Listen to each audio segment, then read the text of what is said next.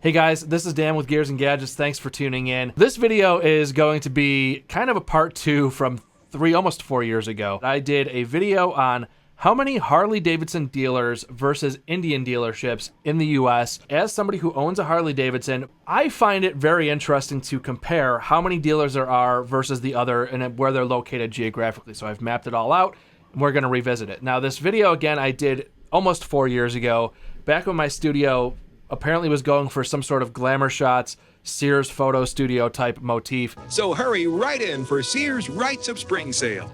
At $12.95, it's our best spring offer ever.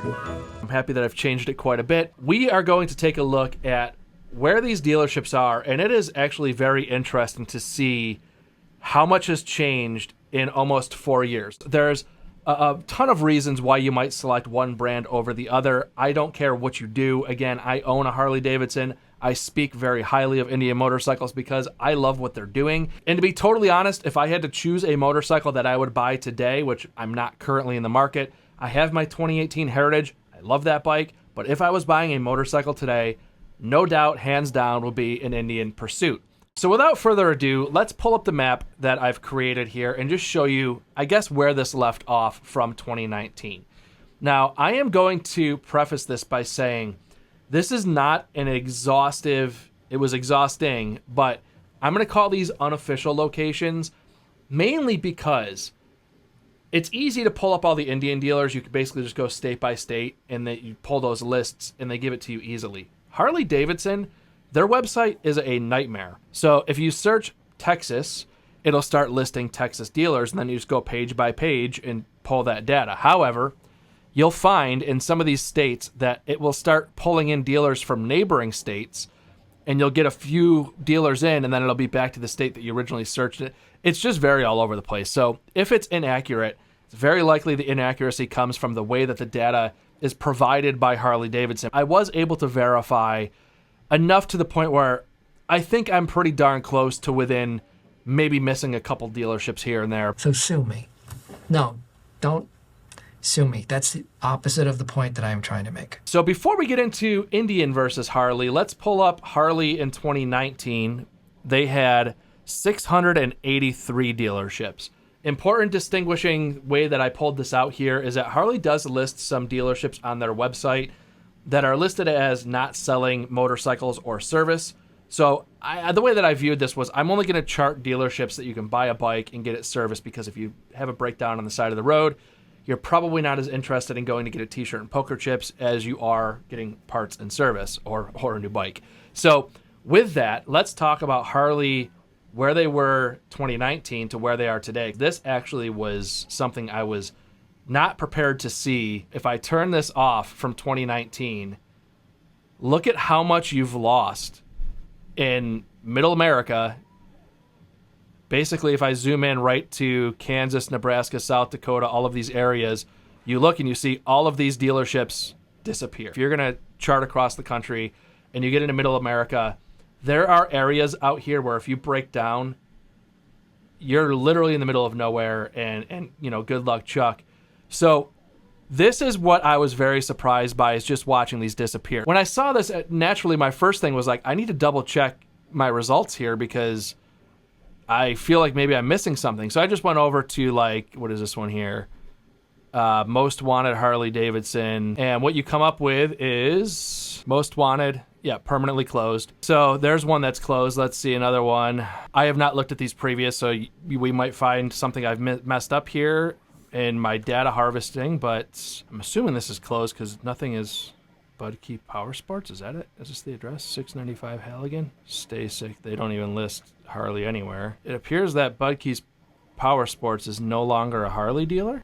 No, okay, so it is closed. It's not there. At least it's not listed anymore, and their website goes to a Polaris dealership. So looks like Budkey's actually swapped from Harley-Davidson to Indian or Polaris, at least. So in that brand of, or family of products. South Dakota, what's this one? Peterson Motors, Harley-Davidson, says goodbye to Harley-Davidson. So yeah, there you go. There's it looks like the information is pretty solid. So up here in North Dakota, if you're stuck between here, these are the dealerships that I think are worthy of noting, because I find this to be absurd when you get into LA and you've got 1, 2, 3, 4, 5, 6, 7, 8, 9, 10, 11, 12, 13, 14, 15, 16, 17, 18, 19, 20.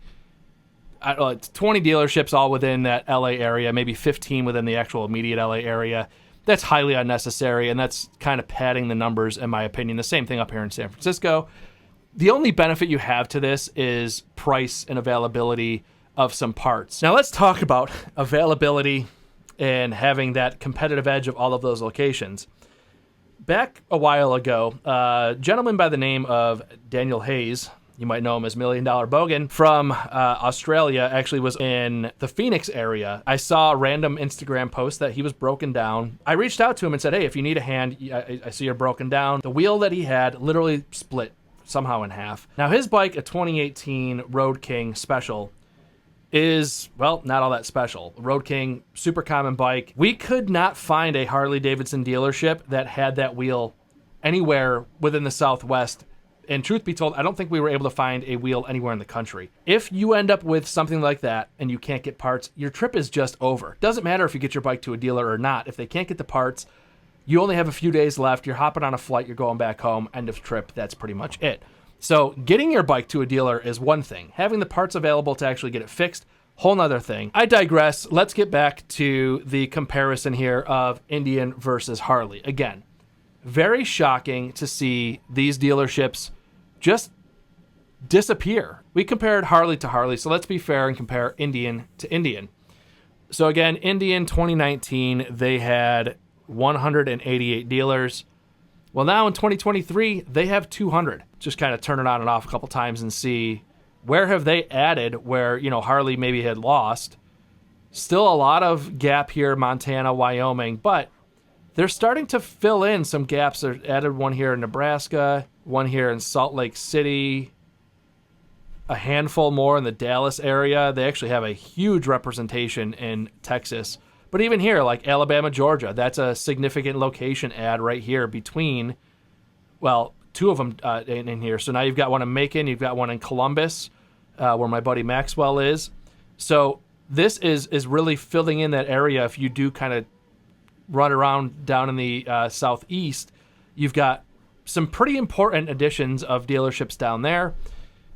Florida, I think, yeah, there was a handful of added in Tampa, nothing really filling in any gaps that I saw, but Buffalo, my hometown, represent. They have a dealership there now.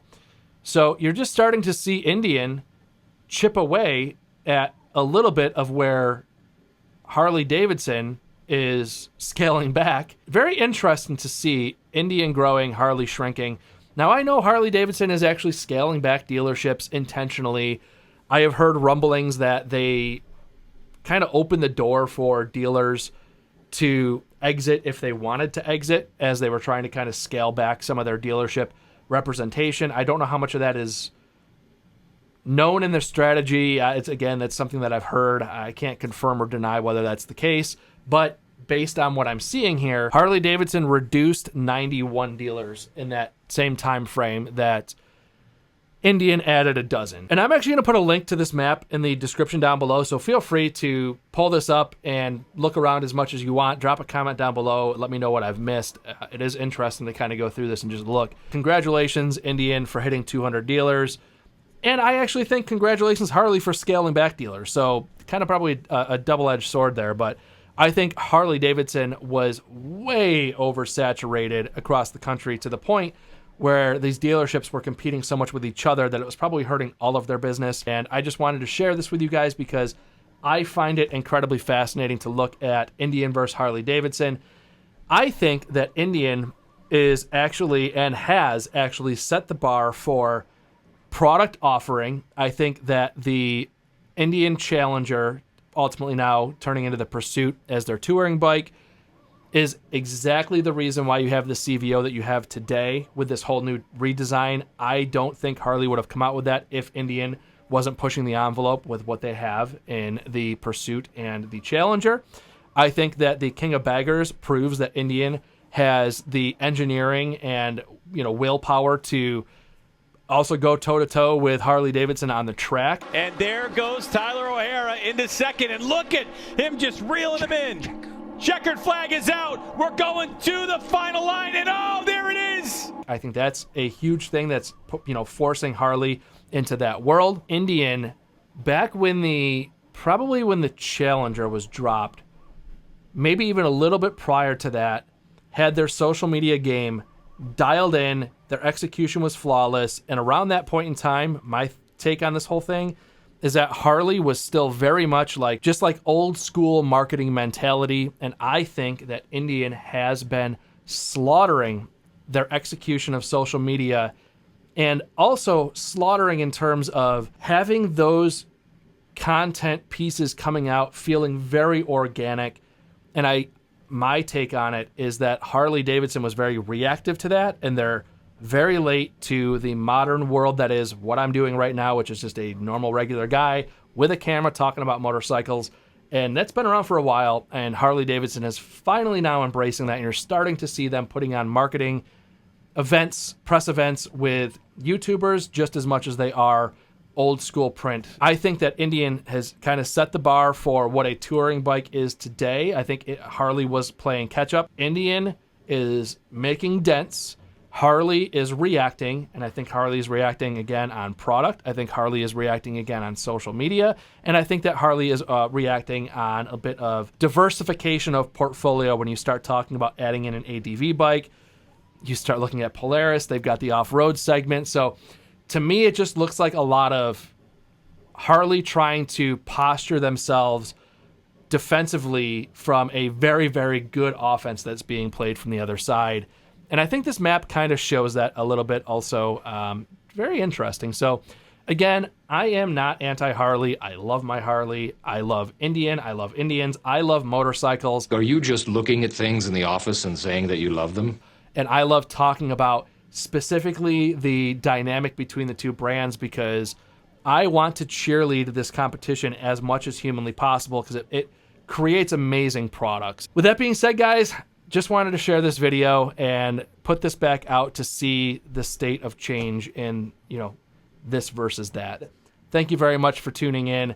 If this is your first time tuning in, please hit that subscribe button down below. Remember, likes go a long way to help support the channel. See you guys next time.